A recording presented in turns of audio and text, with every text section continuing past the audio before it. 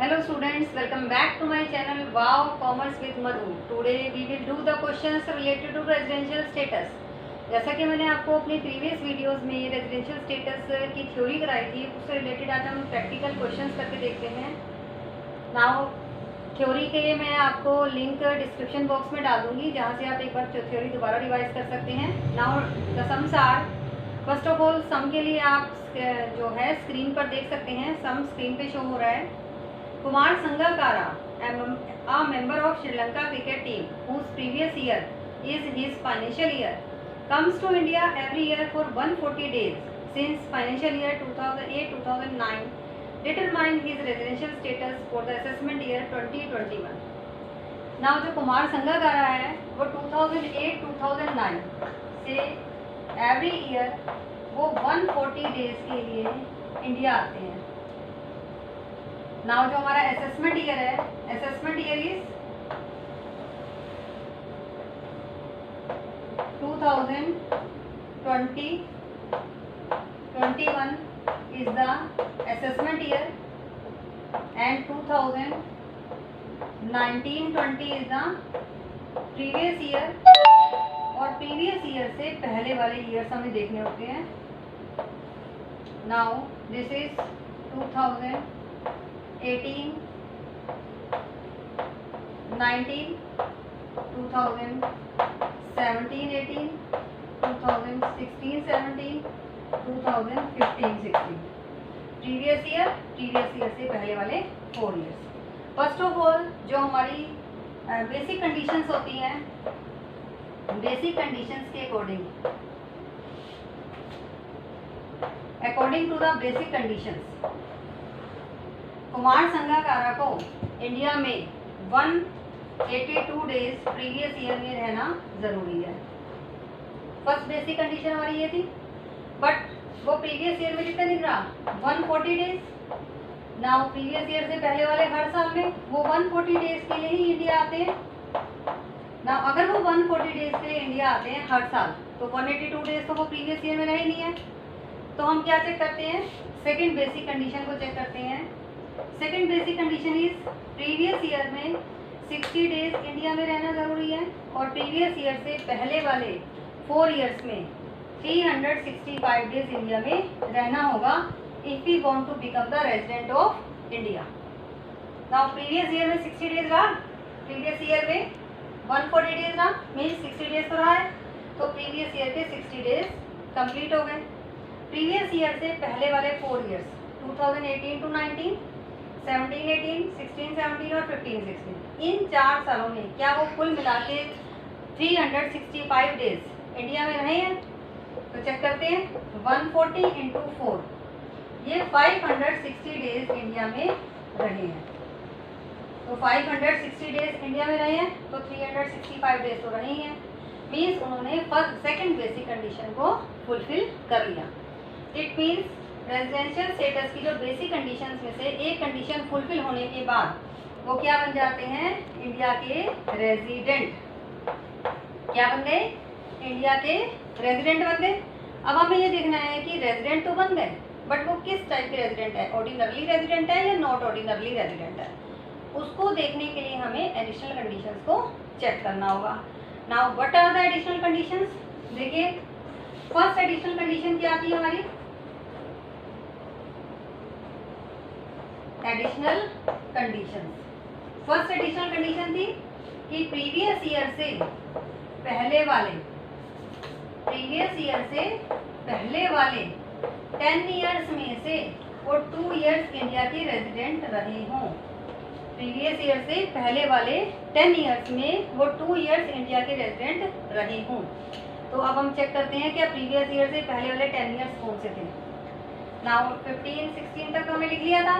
2014-15, 2013-14, now 2012-13, similarly 2011-12, 2010-11. देखिए हमारे हो गए क्या? First, second, third, 4, 5, 6, 7, 8, 9. तो ये लास्ट हो गया हमारा 10th ईयर 2009-10. तो प्रीवियस ईयर से पहले वाले 10 ईयर्स में प्रीवियस ईयर से पहले वाले 10 ईयर्स हमारे ये सारे हो गए। इनमें से हमें ये देखना है कि क्या वो इन 10 ईयर्स में से 2 ईयर्स इंडिया के रेजिडेंट थे। ऑब्वियसली वो 2 ईयर्स इंडिया के रेजिडेंट थे, क्योंकि हर साल वो 140 डेज के लिए आते हैं। ऑब्वियसली वो प्रीवियस ईयर से पहले वाले 10 ईयर्स में 60 डेज और 365 वाले डेज वाली कंडीशन को फुलफिल कर रहे हैं। इट मीन्स वो सेकंड कंडीशन को फुलफिल करके प्रीवियस ईयर से पहले वाले 10 ईयर्स में से 2 साल इंडिया के रेजिडेंट बन जाते हैं।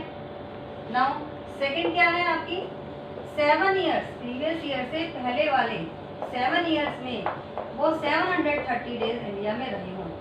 तो प्रीवियस ईयर से पहले वाले 7 ईयर्स में हर साल वो 140 डेज के लिए आते हैं। 140 इंटू 7 840 डेज, और हमें कितने डेज चाहिए थे, 730 डेज चाहिए थे। और वो प्रीवियस ईयर से पहले वाले 7 ईयर्स में 730 के बजाय ज़्यादा ही दिन इंडिया में रहे हैं। इट मीन्स वो सेकंड एडिशनल कंडीशन को भी फुलफिल करते हैं। इट मीन्स बेसिक में से उन्होंने सेकंड कंडीशन फुलफिल कर ली और एडिशनल में से दोनों को फुलफिल कर लिया। इट मीन्स वो इंडिया के क्या बन गए, ordinarily resident, as he fulfils both the additional conditions. Ordinarily resident. Now Kumar Sangakkara is the ordinarily resident of India for assessment year 2020-21. Is it clear? Now the second question is,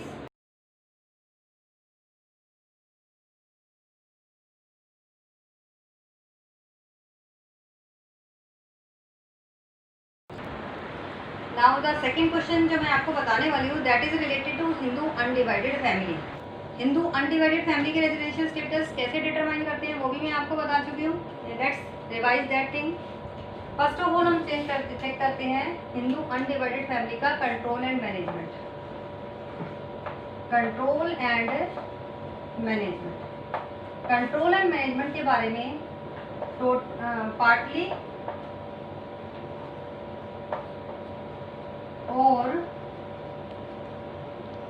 Holi in India, पहले हम ये check करते हैं, और totally outside India, outside India ये check करते हैं। अगर पार्टली और होली इन इंडिया है, इन दैट केस वो रेजिडेंट बन जाती है हिंदू अनडिवाइडेड फैमिली, और अगर वो होली आउटसाइड इंडिया है तो नॉन रेजिडेंट बन जाते हैं, नॉन रेजिडेंट। क्लियर? इसके बाद हम क्या करते हैं, पहले हम रेजिडेंट और नॉन रेजिडेंट डिटरमाइन कर लेते हैं कि हमारे पर्टिकुलर क्वेश्चन में क्या हो रहा है। You can see the question on the screen. Mister Vikas Sharma is the head of Hindu undivided family and lives permanently outside India. वो टोटली आउटसाइड इंडिया रहते हैं, जो फैमिली का हेड है। He has authorised his brother to control and manage a part of the family business in India. उन्होंने अपने brother को authorise कर रखा है बिजनेस, फैमिली के बिजनेस को पार्टली जो है वो ऑर्गेनाइज करता है। Now determine the residential status of HUF for the assessment year 2020-21। हमें रेजिडेंशियल स्टेटस डिटरमाइन करना है। अब जो मिस्टर विकास शर्मा है, हेड ऑफ द फैमिली, वो तो परमानेंटली बाहर रहते हैं। नाउ जो उनका ब्रदर है वो पार्टली जो है फैमिली बिजनेस को देखता है। नाउ पार्टली फैमिली बिजनेस को वो देखता है, लेकिन पार्टली तो हेड देखेगा ना। नाउ जो कंट्रोल एंड मैनेजमेंट है उसका पार्ट जो है पार्टली इंडिया से वो कंट्रोल हो रहा है। इट मीन्स जो हमारा पर्टिकुलर क्वेश्चन है, इन दैट केस जो हमारी HUF है वो रेजिडेंट तो बन गई। क्यों? थोड़ा बिजनेस करता मैनेज करता है और थोड़ा उसका ब्रदर मैनेज करता है। जो करता मैनेज पार्ट करता है वो इंडिया से इंडिया के बाहर से कंट्रोल कर रहा है, और जो ब्रदर है वो इंडिया के अंदर कंट्रोल कर रहा है। इट मीन्स जो है जो हमारी हिंदू अनडिवाइडेड फैमिली है वो क्या बन गई, रेजिडेंट बन गई। अब हमें ये चेक करना है कि रेजिडेंट तो बन गई है, अब ये ऑर्डिनरली रेजिडेंट है या नॉट ऑर्डिनरी रेजिडेंट है। ऑर्डिनरी और नॉट ऑर्डिनरी रेजिडेंट चेक करने के लिए हम ये देखते हैं कि क्या करता एडिशनल कंडीशंस को फुलफिल करता है। अब करता जो है हमारा वो टोटली इंडिया से बाहर रहता है, वो तो एडिशनल कंडीशंस को कैसे फुलफिल करेगा। एक बार आप क्वेश्चन दोबारा देखिए। फैमिली का जो करता है लिव्स परमानेंटली आउटसाइड इंडिया, जो हेड है वो परमानेंटली आउटसाइड इंडिया रहता है। तो परमानेंटली आउटसाइड इंडिया रहता है तो जो हमारी एडिशनल कंडीशंस हैं उसमें क्या है, प्रीवियस ईयर से पहले वाले 10 ईयर्स में से 2 ईयर्स वो इंडिया का रेजिडेंट रहा हो, प्रीवियस ईयर से पहले वाले 7 ईयर्स में से वो 730 डेज इंडिया में रहा हो। Is it possible? जब वो इंडिया में रहता ही नहीं है, परमानेंटली आउटसाइड इंडिया रहता है, तो ये दोनों जो एडिशनल कंडीशंस है वो फुलफिल नहीं कर रहा।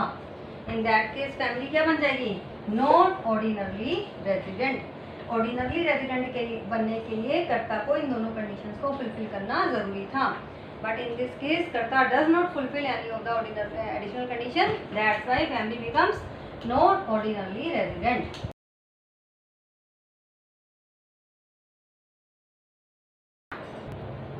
Now the students, next question is related to a company. Company के रेजिडेंशियल स्टेटस के बारे में भी मैंने आपको बता दिया, एक बार हम उसे रिवाइज करेंगे। कंपनी का रेजिडेंशियल स्टेटस कैसे डिटरमाइन करते हैं? कंपनी जो है या तो रेजिडेंट होती है या नॉन रेजिडेंट होती है, रेजिडेंट और नॉन रेजिडेंट, दो ही रेजिडेंशियल स्टेटस होते हैं कंपनी के। नाउ रेजिडेंशियल स्टेटस डिटरमाइन करने के लिए हमें ये देखना होता है, इट्स एन इंडियन कंपनी, क्या ये इंडियन कंपनी है या नहीं है।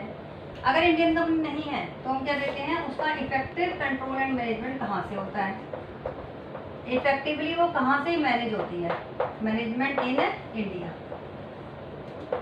तो इन दोनों में से एक कंडीशन को फुलफिल करना जरूरी होता है to become the resident in India. अगर कोई कंपनी दोनों में से एक को भी फुलफिल नहीं कर पाती, then it becomes non resident in India. अब हम अपने क्वेश्चन की तरफ जाते हैं। That you can see on the screen, X limited and Y limited are registered in Pakistan and India respectively. हमारी एक्स लिमिटेड है and there is Y limited. X limited is registered in Pakistan and Y limited is registered in India, ये आपको given है। Now the place of effective management of X limited is in India. इसका जो effective management है ना, management in India, effective management of X limited is in India, whereas all board meetings of Y limited were held in Pakistan during the previous year. Now इसका जो है management इन पाकिस्तान, इसका management Pakistan में है।